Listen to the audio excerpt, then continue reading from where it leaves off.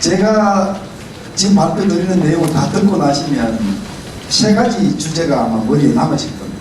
아, 김태우 박사가 얘기하는 게 이거구나. 첫 번째 거는 오늘 얘기하는 것이 상당히 미래지향적인 것들이다. 이 얘기는 지금 북핵 현실을 보면 대한민국이 반드시 논해야 되고 반드시 짚고 가야 될 중요한 사안이지만 현 정부 하에서는 들 것만큼도 얘기될 가능성이 없다. 그러나 우리는 대비해야 한다. 그런 것입니다. 두 번째 여러분들한테 제가 남기는 말로 기억이 되셔야 될 것은 핵 균형을 생각을 해야 되는구나. 북한 핵을 포기 안 하면 우리도 뭔가를 가져서 양쪽의 밸런스를 맞추는 것이 필요하구나. 어렴풋이나마 이런 생각이 남으셔야 될 겁니다. 물론 그 안으로 들어가면, 세부적으로 들어가면 뭐는 좋고 뭐는 나쁘고 이런 얘기들이 있을 수 있습니다. 그게 반드시 여러분들한테 남아야 될 그런 얘기들입니다. 세 번째 여러분들한테 남아야 될 얘기는 그럼에도 불구하고 지금도 할 일이 있구나. 이게 지금 정부 하에서는 전혀 당치 않은 화두가 되지만 그래도 우리 애국 시민들이 할 일이 있구나. 이런 것들이 아마 머릿속에 남으실 줄 제가 기대를 하면서 발표를 시작해 보겠습니다. 하노이 회담이 결렬된 것을 보면서 여러 가지 교훈점을 우리가 배울 수 있는데요. 다폐 일어나고 가장 중요한 교훈점이 뭐냐, 두 가지를 꼽으라면 첫째는 북한이 핵 폐기 의도가 없다는 것이 재확인됐다. 둘째는 북한의 대남 전략, 협상 전략, 이게 다시 한번 재확인됐다. 이 두 가지, 물론 그 말고도 많습니다. 그러나 두 가지가 오늘 우리 다루는 주제에 가장 관련이 있습니다. 북한이 핵을 내려놓을 의사가 없다라고 하는 것과 북한의 대남 전략, 지금 미국을 상대하면서 남쪽을 향한 모든 전략 목표가 두 단계다 하는 것은요, 전혀 새로운 얘기가 아닙니다. 옛날 옛적 호랑이 담배 필 때부터 전문가들이 했던 얘기입니다. 북한을 좌파적 시각으로 바라보지 않고 건전한 시각으로 바라본 전문가라면 하나도 빠짐없이 다 했던 얘기입니다.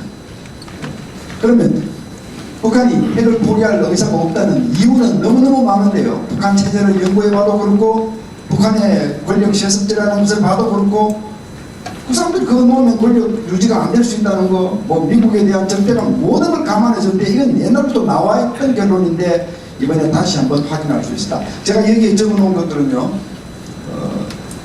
북한이 조선반도 비핵화라는 얘기를 수십 년 동안 하면서 작년에 있었던 제1차 남북 정상회담, 미국 정상회담, 평양 정상회담 쭉 거치면서 단 한 번도 북한 비핵화라는 개념을 쓴 적이 없습니다. 단 한 번도 없습니다. 항상 이 사람들 얘기하는 게 조선반도 비핵화입니다. 그래서 사실 여기 계시는 우리 고민하신 제 동료분들이 저를 포함해서 이미 여러 차례 글로 발표를 얘기를 했습니다. 북한은 조선반도 비핵화를 얘기하지 북한 비핵화를 얘기하지 않는다. 조선반도 비핵화라고 하는 의미는 아시다시피 우리만 먼저 핵을 내려놓지 않는다. 한반도에 있는 미국의 모든 영향력을 다 이탈시켜 미국을 덜어내라. 그러면 우리도 생각해 보겠다. 그러니까 그 문구를 한번 보십시오. 항상 안전이 담보되고 군사 위협이 해소된다면 핵이 불필요하다. 모든 이현령 비현령 단서를 계속 달고 가는 게 그게 조선반도 비핵화거든요. 그런 얘기를 수차 했는데 우리 정부는 북한이 비핵화 의지가 확고하다라고 하는 거짓말을 계속하면서 이건 이제 거짓말 드러난 겁니다. 두 단계라고 하는 것은요, 특히 이제 미국하고 협상을 하면서 추구하는 대남 전략 목표 두 단계. 이거 뻔했습니다. 첫 단계에서는 스몰 딜, 나쁜 스몰 딜. 스몰 딜이라는 게 뭡니까? 핵을 폐기하지 않는 거고 부분 조금만 내려놓는 겁니다. 그러니까 영변 들고 나왔잖아요. 영변 이외에도 많은 핵시설, 많은 관련시설들이 산재해 있는 상태에서 영변만 딱 들고 나와서 제재다 해제다라고 결국 이제 조금 주고 많이 받는 건데요. 이게 우리가 가장 우려했던 겁니다. 많은 전문가들이 지금 트럼프의 행태를 보니까 트럼프 대통령이 굉장히 변칙이잖아요. 경솔하고 대한민국 안보를 위태롭게 할 수 있는 대북 양보 조치를 내줄 수도 있겠다. 그게 bad small deal이었습니다. 예, 그걸 걱정했는데 트럼프 대통령이 정신 차렸습니다. 막판에 정신 차렸습니다. 그래서 그렇게 안 한 겁니다.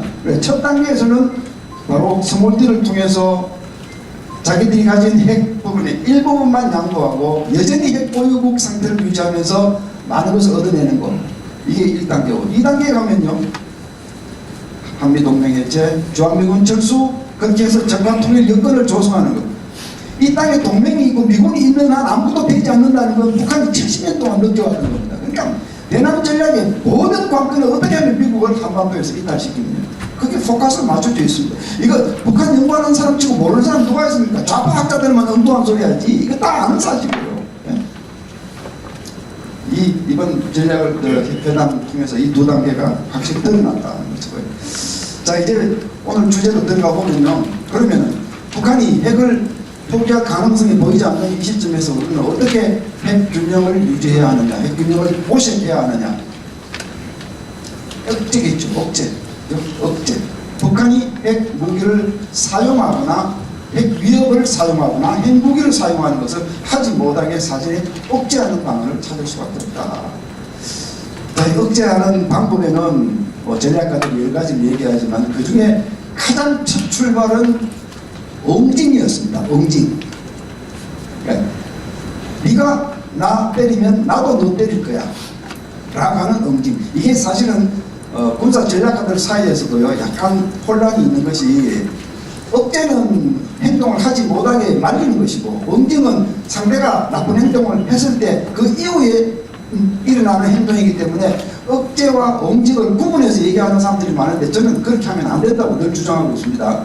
그 엉징도요 네가 날 건드리면 너도 맞을 거니까 날 때릴 생각을 하지 말라는 억제를 위해서 존재하는 겁니다. 우리가 북한이 아무런 나쁜 짓 안 하는데 우리가 먼저 가서 때릴 일이 없지 않습니까? 나쁜 짓 하면 때리겠다는 거예요. 그것도 억제라는 테두리 안에서 보셔야 됩니다. 그래서 이 미국과 소련이 냉전을 시작하면서 가장 먼저 시작한 억제 개념 미국 쪽에서 들고 나왔고 소련도 맞상대를 한 개념은 바로 대량 엉징이었습니다. 대량 엉징, Massive Retaliation. 자, 이게 핵시대에 대해 한번 생각해 보십시오. 소련 너희가 핵무기를 가지고 우리 미국을 때리면 그 핵무기가 날아오는 것을 우리가 다 막지는 못하지만 그러니까 미국이 조만간 파괴가 된다는 걸 알고 있지만 그 핵무기가 날아오는 동안에 우리도 우리 보복무기를 발사할 것이기 때문에 결국은 너도 죽고 만다. 이게 이제 다른 말로 하면 Mutual Suicide, 상호 자살 시스템이죠. 상호 자살 시스템. 니 죽고 내 죽자는 겁니다. 니 죽고 내 죽자. 이 시스템에서 핵무기는 어떤 핵무기로 간주가 되었느냐 하면요. 핵무기 쓰면 네가 쓰면 난 죽을 줄 알지만 너도 죽으니까. 그리고 핵무기는 쓰면 너도 죽는다는 이 공포, 뮤추얼 수이사이드 공포, 상호 자살 공포를 키우면 키울수록 상대가 공격할 엄두를 내지 않는다. 그러니까 더욱더 억제가 잘 되고 안전해진다 라고 하는 이 논리 하에서 양국이 핵무기를 계속 만들었던 겁니다. 이 논리 하에서 1986년에는 미국과 소련의 핵무기가 7만 개 정도에 달했어요. 이건 인간의 머리로 상상할 수 있는 분량이 아닙니다. 바로 지금 같은 논리. 이 논리에서는 뭐가 전제가 돼야 되느냐 하면요. 누클리어 페널티, 핵 균형이라고 하는 개념이 정착돼야 됩니다. 다른 말로 하면 mutual vulnerability, 상호 취약성이라는 것이 확보가 돼야 됩니다. 쉽게 말씀드리면 이런 겁니다. 두 나라가 대치를 하고 있는데 A는 B를 마음대로 때릴 수 있는데 B는 A를 때릴 수 없는 상황이라면 A가 B를 먼저 때리지 않을 이유가 없죠. 그렇죠? 이거는 상호 취약성이 확보되지 않는 겁니다. 굉장히 위험한 겁니다. 상호 취약성은 너도 나 죽일 수 있지만 나도 너 죽일 수 있다는 상태가 항상 지속이 돼야 됩니다. 이게 뮤추얼 버너너빌리티가 확보되지 않으면 대량 보복에 의한 억제는 어렵다. 제가 굉장히 어려운 전략 부분을 쉬운 용어로 설명을 하고 있습니다만 충분히 쉽잖아요. 그죠? 네. 답이 없으시네요. 충분히 쉽죠. 그죠? 네. 자, 그런데 이 전략 하에서 핵무기는 어떤 핵무기로 간주되느냐면요. 사용하면 너도 죽고 나도 죽고 인류 공멸 아닙니까? 누클리어 웨폰, 핵무기는 unusable, 사용할 수 없다. 핵전쟁이 일어나면 다 죽으니까 unwinnable, 이길 수도 없다. 그래서 핵무기는 사용하지 않기 위해서 가지고 있는 무기다. 이런 개념이 정착이 된 겁니다. 이게 MED 시스템입니다. Mutually Assured Destruction, 상호 대량 파괴 제작, 아까 말씀드린 상호 자살 시스템이죠. 이것이 억제 전략의 효시이고 이후에도 핵심이었습니다. 이 논리에는요 굉장히 많은 그 모순들이 사실은 동반해요. 여기에는 만약에 멀쩡한 생각을 가진 사람 같으면 당연히 내가 저 사람 때리면 나도 맞으니까 내가 못 쏘지. 이게 정상적인 사람은 그런데 과대망상증이 걸린 사람은 착각할 수 있잖아요. 그리고 컴퓨터가 작동을 잘못할 수도 있어요. 이미 오작동, 컴퓨터 오작동 사례는요 수십 건이 넘었습니다. 뭐 멀쩡하게 뭐 러시아가 이렇게 앉아서 보고 있는데 조기 경보망을 보고 있는데 핵무기가 러시아 향해서 날아오고 있어. 그럼 우리도 응징 시스템 작동해야 돼. 작동하면 어떻게 됩니까? 그 순간 세계는 멸망하는 거죠. 미국 러시아만 죽는 게 아니죠. 대량으로 핵무기가 교환되면. 그런데 이제 아주 영리한 그 소련군 장교가 우리 러시아 경보 시스템이 낡아서 투자를 안 해서 이거 아마 맞지 않을 걸 이렇게 생각하고 보고를 하지 않아서 위기를 넘긴 적도 있고, 예? 그러니까 굉장히 많은 위험이 있고, 이 시스템은요 실패하는 순간 살아남을 방법이 없이 다 죽는 것밖에 남는 게 대안이 없어요. 그래서 이 논리에 대해서 굉장히 많은 논란이 일어났고, 특히 도덕성 논란도 굉장히 많이 일어났습니다. 이거는 범퍼에 어린아이를 달고 다니는 거하고 같지 않느냐. 아무 죄 없는 인류 전체를 볼모로 삼고 나건드리면 얘들 다 죽어. 이게 도덕적으로 맞는 것이냐. 이런 논란이 수없이 일어났습니다. 제가 나중에도 결론적으로 말씀드리지만, 그럼에도 불구하고 응징 전략이 지금까지도 상대를 가장 값싸고 확실하게 억제하는 방법의 핵심으로 남아있습니다. 이게 우리 전략 사회의 딜레마입니다. 자, 그럼 바로 이 시대에 구축된 것이 삼축체제라고 하는 건데요. 삼축체제. 요즘 많이 들어봤죠. 우리 국방부에서 쓰는 삼축체제. 원래 어원은 핵삼축체제, 여기서 나온 겁니다. 그러니까 어떻게 하면 상대에게 나 건드리면 너 큰일 난다는 것을 확실히 보여줄 수 있을까? 그걸 보여주기 위해서 핵무기들을 공중과 바다와 지상에 3분해서 배치하는 것. 이걸 삼축체제라고 합니다. 신삼축체제도 나왔지만 기본적인 개념은 저런 겁니다. 오른쪽에 제가 지금 미국이 배치하고 있는 핵무기들을 좀 소개를 했는데요. 그 밑에 보이시는 저는 핵잠수함 사진입니다. 저 잠수함은 수직 발사관이 24개가 꽂혀 있고요.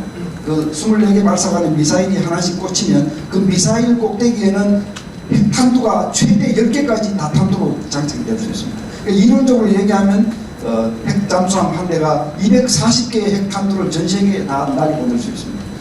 핵탄두 10개가 한꺼번에 떼지어 날아가는 게 아닙니다. 각자 입력된 목표를 향해서 독립적으로 비행하는 겁니다. 굉장히 무서운 거죠. 이 잠수함 하나가 최대한 핵을 탑재했을 때, 물론 지금 제대로 탑재하지는 않습니다. 탑재했다고 가정했을 때 도대체 파괴력이 얼마나 될까? 두 가지 종류가 있어요. 미국이 가진 핵잠에 탑재되는 탄두가 두 가지, 좀 큰 놈과 작은 놈이 있는데, 작은 놈들을 실었다고 가정했을 때 토탈 한 24메가톤. 24메가톤이면 얼마냐? 감이 안 잡히죠. 수치 얘기하려면 참 골치 아픕니다. 히로시마에 떨어진 원폭이 15킬로톤, 1000킬로톤이 1메가톤입니다. 24메가톤이면 몇 배쯤 되는지 감을 잡으십니까? 그렇게 생각하시기보다는 이렇게 생각하시기 쉽습니다. 2차 대전 동안에 연합군, 독일군 뭐 할 것 없이 모든 나라가 사용한 모든 폭탄, 탄약, 폭발물 총 합계 8배쯤 된다, 이렇게 보시면 됩니다. 잠수함 한 대가. 미국은 이런 잠수함을 여러 대 운영하고 있고 러시아도 그렇습니다. 그러니까 바로 이런 체제들이 바로 대량 응징 체제의 일환으로 사용됐다 하는 소개 말씀드리고요. 제가 여기 또 다른 전략을 소개를 했는데요. 아까 제가 말씀드린 대로 이 상호 자살 시스템에 여러 가지 논란이 많이 있었잖아요. 제가 말씀드린 그 논란을 보완하기 위해서 등장한 것이 두 번째 핵스쿨, 핵전략 스쿨이라고 할 수 있는 누클리어 워파이팅 전략. 핵전투 전략이라고 하는 것이 대두가 되었습니다. 그러니까 이건 어디서 출발하냐면, 아니 상대방하고 나하고 전부 다 무시무시한 핵무기를 산처럼 쌓아놓고 나 건드리기만 하면 너도 죽고 그건 다 죽는데, 이 시스템으로 가면 실패하는 순간 인류는 미래가 없다. 이게 과연 옳은 것이냐. 여기서 탈피해보자. 이렇게 해서 상대가 도발을 하면 조그만하게 도발했는데도 우리가 대량으로 갖다가 그냥 퍼부어서 다 죽을 필요는 없지 않느냐. 그러니까 상대 도발 규모에 맞는 제한된 양의 핵 보복을 하는 걸로 시작을 하자. 그러면은 상대가 핵무기 5개로 도발하면 우리는 조금 올려서 한 6개로 대응을 한다. 그 정도에서 핵전쟁이 제한된 전쟁으로도 갈 수 있다. 그러니까 인류가 다 죽는다는 보장을 하지 말자. 그런 설정을 하지 말자. 이렇게 해서 출발한 것이 바로 핵전투 전략인데, 이 전략에 의해서 핵무기에 대한 개념이 바뀌는 거예요. 핵무기는 그런 상황이면 사용해야 되죠. 실제 사용해야 되잖아요. 사용할 수 있고. 핵전쟁이 일어나면 싸워서 이겨야 되잖아요. 이게 전술핵이 등장했습니다. 전술핵은 실제로 사용 가능하다는 전제하에 만들어진 핵무기가 전술핵입니다. 전술핵은 규모가 작고 파괴 범위도 제한적이고 이론적으로는 군사적 표만을 겨냥한다. 이렇게 해서 만들어진 게 전술핵입니다. 한국에 오랫동안 배치되었던 전술핵도 바로 이런 전략의 변천 속에서 배치가 되었습니다. 여기서 여러분 궁금한 것들이 계시죠? 그러면 지금 억제하는 전략이 두 가지냐? 아까 말씀드린 상호 자살 전략과 이 워파이팅 전략 두 가지가 어떻게 공존하느냐. 이게 참 괴변입니다. 예. 어떤 핵무기가 이거는 대량 보복용이고 어떤 핵무기가 이거는 전술핵, 전쟁이 실제로 사용할 때 쓰는 이 구분이 됩니까? 강대국들은 구분이 될지 몰라도 한반도처럼 조그마한 나라에서는 그게 그거예요. 예? 그게 그거예요. 그러니까 이게 여기에 대한 결론은 이렇습니다. 강대국들이 핵을 독점한 상태에서 되지도 않는 말들을 하면서 온 세상을 볼모로 삼고 있는 현실은 지금도 지속되고 있습니다. 이게 부인할 수 없습니다. 그러나 더 중요한 것은 지금도 여전히 너 나 건드리면 너도 죽어라고 하는 이 공포감을 자아내는 응징 전략이 지금도 핵심이다. 억제의 핵심이다. 이 불변의 이 많은 논란이 있음에도 불구하고 어떤 것이 우리 형편에 가장 맞느냐를 찾아가기 위해서 제가 이 말을 잠깐 드립니다. 그러니까 이제 이 대량 보복 상호 자살 시스템에서는 핵이 부도덕하고 가정도 부도덕하고 잘못되면 온 인류가 다 죽는 걸로 가고 이게 도덕적으로 걸어먹었다. 그다음 이제 핵 전투, 이 전술핵을 만든 이 개념에서는 조그마한 도발이 있을 때 조그만하게 대응해서 핵전쟁도 제한적으로 하고 해서 이기고 해서 전 인류의 멸망을 막아야 되고 이게 훨씬 도덕적이지 않느냐. 이렇게 해서 1980년대 제가 이 박사 논문을 쓸 때 미국에서 이 넷 전략과 누클리어 워파이팅 전략 간에 엄청난 도덕 전쟁이 붙었습니다. 도덕 논쟁이 붙었습니다. 이 도덕 논쟁이 붙었을 때 이 판결, 심판을 해준 분이 이 교황님이었습니다. 존 2세, 요한 2세 교황님이었습니다. 이 교황님이 바티칸에다가 이 연구소를 설치하고 이 문제를 연구를 해서 결론을 내리고 전 세계 대통령과 유엔 사무총장 지도자들한테 편지를 보냈습니다. 그게 그 유명한 파스토럴 레터, 교황의 편지. 그 편지 내용이 이렇습니다. 둘 다 부도덕하다. 핵무기는 꼭 필요할 때까지만 있고 기본적으로는 없애야 한다. 그리고 이 두 전략은 모두 다 부도덕하다. 근데 그 중에서 어느 것이 더 부도덕하냐고 물으면 핵전투 전략이 더 부도덕하다. 왜 그러냐? 이게 확전의 사닥다리를 막을 길이 없어요. 상대가 요만한 생각을 가지고 이만큼 내가 도발하면 저쪽에서 물러서겠지 하면서 도발을 요만한 규모로 했는데 우리가 내가 이렇게 대응하면 제가 물러서겠지. 요만큼 대응해서 저쪽에서 이거 봐라. 내가 이만큼 대응하면 이제는 물러서겠지. 이렇게 해서 전쟁이 커지는 확전되는 이 확전의 사닥다리를 막을 아무런 방법이 없고, 그 다음에 넷 전략에서는 핵무기는 사용해서 안 되는 무기로 규정하고 있는데 이 워파이팅 전략에서는 핵무기를 사용한다고 그렇게 해서 전술핵을 만들었는데 핵 사용의 문턱을 낮춰 실제로 사용 가능성을 더 높여 이게 훨씬 더 부도덕하다. 이렇게 교황이 판결을 내렸습니다. 이게 참 유명한 사건입니다. 예. 제가 이런 얘기를 가지고 한반도 얘기를 이제 좀 해보겠습니다. 한반도 얘기를. 북한이 핵을 포기하지 않는 이 상태에서 지금 정부는 아닙니다만 다음 정부에서는 해야 되잖아요. 이건 고민해야 되잖아요. 우리가 단계적으로 생각할 수 있는 대안이 뭐냐면 네 단계가 있습니다. 네 단계가. 첫째 단계는 이제 이따가 우리 박연학 교수님이 말씀드릴 제재적으로 핵을 억제하는 수밖에 없다. 많은 분들이 아니 핵무기하고 제재무기하고 붙으면 게임이 안 되는데 어떻게 억제가 되느냐라고 얘기를 하시지만 제가 아까 드린 말씀을 자꾸 좀 되새겨 보십시오. 너 까버리면 내가 너 죽일 수 있어라는 메시지를 줄 수 있으면 제재무기도 효과가 있는 겁니다. 효과가 있는 겁니다. 그리고 제재무기는요 사용 문턱이 낮아요. 사용하기 쉽잖아요. 핵무기보다. 그러니까 북한이 내가 남한에 대해서 이런 짓을 하면 남한이 지금 가지고 있는 제재무기 저거는 바로 사용될 것 같아. 이런 크레디빌리티, 이런 신뢰를 주는 신뢰성을 주는 데 있어서 제재무기가 훨씬 더 우수한 측면이 있습니다. 그래서 이 부분은 반드시 해야 됩니다. 이거는 지금 정부에서 반드시 해야 돼요. 지난 두 정부에서 열심히 해왔습니다. 삼축 제재하면서. 그런데 이 정부에서는 후퇴시켜버렸습니다. 반드시 해야 될 것을 후퇴시킵니다. 첫 단계입니다. 두 번째 단계에서는요, 핵무장 잠재력 극대화. 제가 여기서 핵무장이라고 그러지 않고, 그 나중에 미루고 잠재력까지만 얘기하는 것은요, 국제 규범들을 보시면요, NPT라는 이런 규범들을 보시면, 핵을 가진 나라들은 가지고 있지만, 나머지 나라들은 더 이상 못 가지게 규제를 해놓은 그게 NPT 아닙니까? 그런데 그 NPT에는요, 핵을 안 가진 나라가 핵무기를 보유하는 그걸 막고 있는 것이지 핵무기를 뺀 나머지 활동에 대해서는 규제하고 있지 않습니다. 농축, 제철 이런 것들은 핵연료를 만드는 데도 농축 규제, 또 핵연료봉을 환경적으로 안전하게 처리하는 데 제철이가 필요하고 평화적 원자력 산업에 있어서도 핵심적인 겁니다. 그러니까 이거 규제 못해요.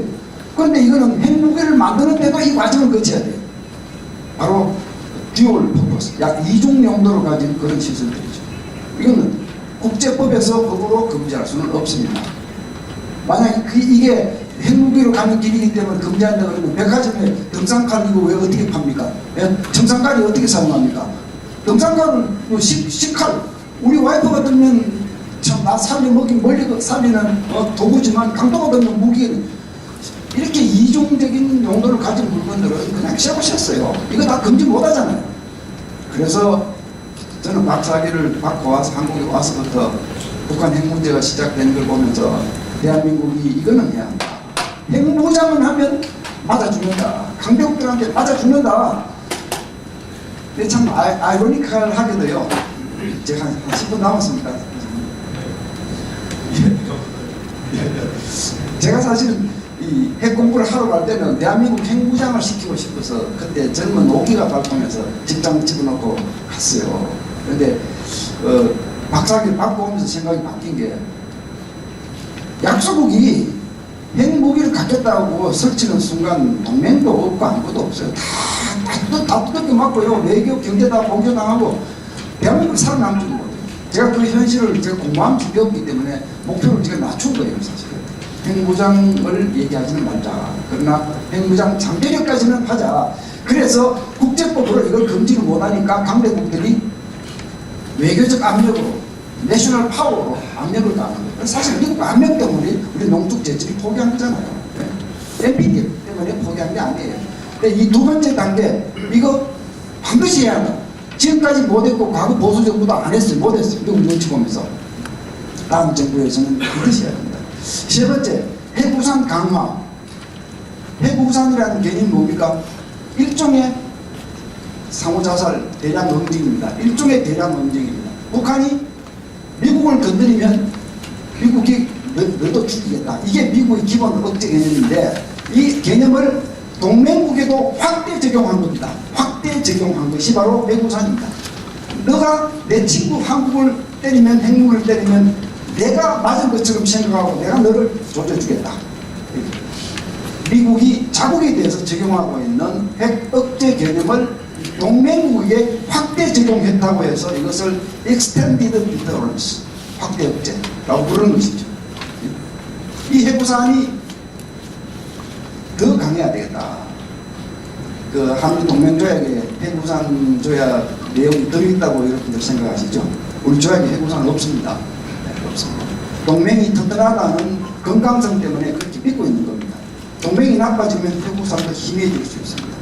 네, 이 부분은 동맹조약을 개정하는 방법으로 또는 다른 방법으로 앞으로 동맹 관리를 통해서 강화해야 되는 우리 과정이 이것도 반드시 해야 되는 겁니다. 1번, 2번, 3번은 지금까지 했어야 되는 문제입니다. 4번 전술핵 재반입니다. 자, 북한이 핵을 가지고 있는데 우리는 없다. 우리는 미국 핵무산에 의존하고 있다. 그런데 미국이 대한민국 동맹국이라고 생각하지 않는다. 동맹이 옅어졌다. 약화됐다. 그럼 대한민국 공중에 붕 뜨는 거예요. 그럴 바에야 전술핵을 가져오자.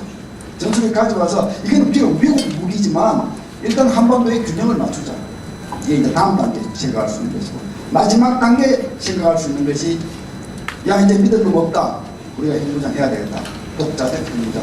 이 5단계로 나눌 수 있는데 이 3번까지는 지금까지 했어야 되는 겁니다. 4번은 지금 한미 간의 논의를 동맹이 튼튼하다면 지금 논의가 돼야 되는 문제입니다. 5번은 아직은 아닙니다. 제가 보기에 5번 하자는 분들도 많이 계시지만 아직은 아닙니다. 제가 전술핵 얘기를 재반핵 얘기를 잠깐만 하면요. 재작년에 그 자유한국당에서 2차례 전술핵 재반입을 촉구하는 의원단이 방미를 했고 저도 그 전문가 이런으로 가서 그분들한테 도움을 드리는 그런 역할을 했는데 그 당시에 북핵 상황이 심각했죠. 2017년 북한이 미사일 쏘고 막 실험을 받은 상황인데 전술핵을 다시 가져오는 문제에 대해서 찬반이 있습니다. 이 장점과 단점이 혼재하고 있는데 특정 방송을 들으면요 가져오면 안 되는 얘기들만 잔뜩 하고 있어요. 잔뜩 하고 있어요. 근데 그 중에는 정말 우스운 얘기들이 많아요. 우스운 얘기들이. 아니 미국이 뭐 전술핵을 굳이 한반도에 가져오지 않아도 마음만 먹으면 본토에서 그냥 휙 쏘면 북한 그냥 작살낼 수 있는 수단이 수두룩한데 왜 전술핵을 가져오냐 이렇게 얘기하면서 그래서 전술핵 가져오자고 하는 사람들은 정신 나간 사람들이라고 이렇게 김아무개 주아무개 이런 사람들이 교통방송 나와서 막 얘기하는 걸 제가 듣고 이 사람들아 당신들은 억제 공부를 더 해야 한다. 억제라고 하는 것은요 크레디빌리티에서 시작하는 겁니다. 퍼셉션에서 시작하는 겁니다. 북한이 보기에 내가 대한민국이 도발을 해도 미국이 저 본토에 있는 장거리 미사일 가지고 날 때릴까? 보복할까? 그렇지 안 하겠지. 이렇게 생각하면 이건 억제력이 문제가 있는 거고요. 바로 옆에 대한민국 땅에다가 조그마한 전술핵들을 갖다 놔. 사용하기 쉬운 조그마한 전술핵들을 갖다 놔. 그럼 북한이 보기에 내가 대한민국 도발하면 저거는 바로 사용할 수 있을 것 같은데 이렇게 생각하면 억제력이 커지는 겁니다. 억제력의 출발점은 퍼셉션, 크레디빌리티에 있는 겁니다. 그러니까 지금 저 사람들이 교통방송에 나와서 짓거리는 저 얘기들이 억제 전략을 제대로 공부하지 않은 사람들이 함부로 짓거리는 얘기들 제가 듣고 기가 차. 물론 단점도 많습니다. 단점도 중국이 뭐 시비할 거고 러시아가 시비할 거고 우리 국론 분열될 거고 많습니다. 그러나 제가 여기에 장점으로 나열해 놓은 부분들도 집에 가셔서 한번 찬찬히 하나씩 읽어보시고 이게 그냥 너무 함축적으로 제목만 적어서 잘 모르겠다 싶으면 저한테 전화하십시오. 제가 오늘 시간이 없어서 다 자세히 말씀 안 드리지만 장단점이 있는 문제입니다. 전술을 가져오면 어떤 전술을 가져오느냐 저기에 대해서도 전술핵을 가져오면 잘못되면 한반도 전체가 막대한 파괴가 멸망이 되고 돈이 엄청 들고 막 이런 얘기는 막 하는데 그렇지는 않습니다. 지금 한반도에 전술핵이 다시 들어온다면 미국이 가지고 있는 많은 핵탄두 중에서 B-61이라고 하는 저 버전이 들어오는데요. 들어온다면 저 버전도 그 버전이 3, 4, 7, 10, 11 쭉 여러 가지 버전이 있어요. 근데 지금 들어온다면 10이라고 하는 61-10이라고 하는 새로운 버전이 들어오게 되는데 거의 지금 완성 단계입니다. 저 전술핵은 벙커버스다. 지하를 파고 들어가서 지하에서 터지고 지상에 방사능 오염을 굉장히 줄이고요. 굉장히 줄이고 돈도 그렇게 비싸지 않아요. 비싸지 않고 굉장히 유지를 해요.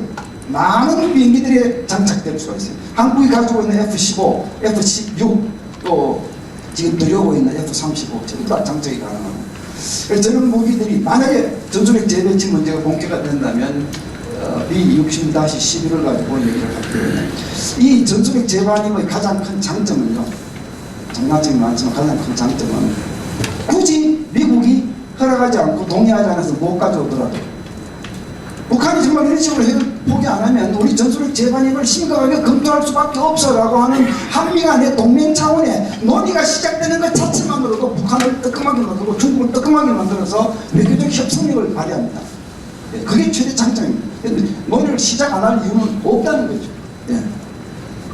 이런 부분을 생각하셔야 되고, 독자 핵무장 이건 안 된다는 말씀 드리고 제가 시간이 다 된 것 같습니다. 독자 핵무장을 강행을 하면요 1, 2, 3, 4번이 다 수반됩니다.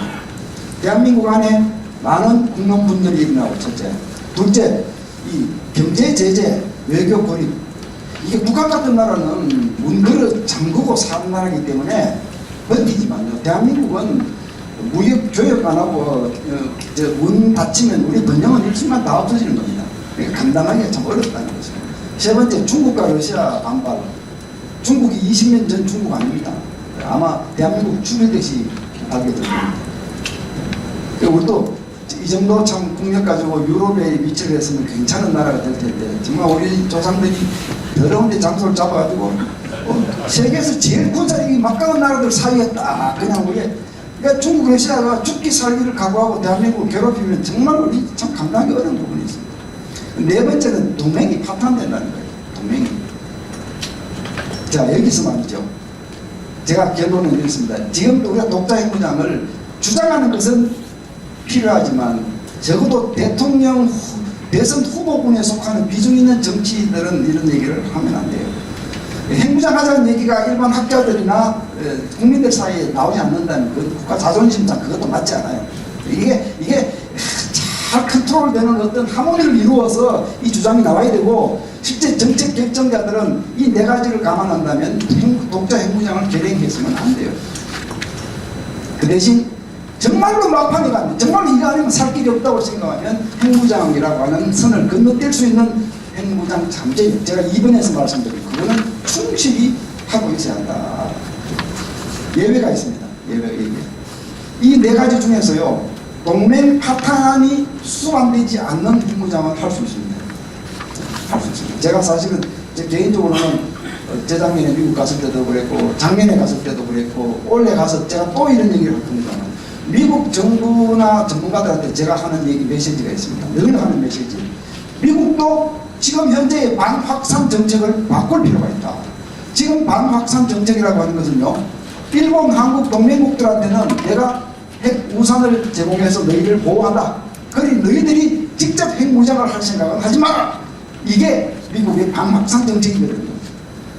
그런데 지금 중국은 봐라. 중국은 북한의 핵무장을 사실상 방조해왔고, 예? 미국하고 중국하고 세력 다툼을 하는 신냉적 구도에서 중국, 북한, 러시아는 다 핵보유국이고, 이쪽에 대항하는 서방 쪽은 미국만 핵보유국이고, 다른 동맹국들은 미국의 압력하에 핵보유를 못하는, 이거는 균형이 맞지 않고, 앞으로 미국이 이런 전략을 계속하면 동북아의 안보 구도 자체가 중국한테 유리하게 돌아갈 것이다. 그러니까 바꿔라. 필요하다면 동맹국들의 핵무장을 미국이 지원해주고 함께 사회주의 블록을 상대하는 것이 미국의 장기 전략이 맞다. 이런 메시지를 저는 계속 주고 있는. 그 이유가 뭐냐?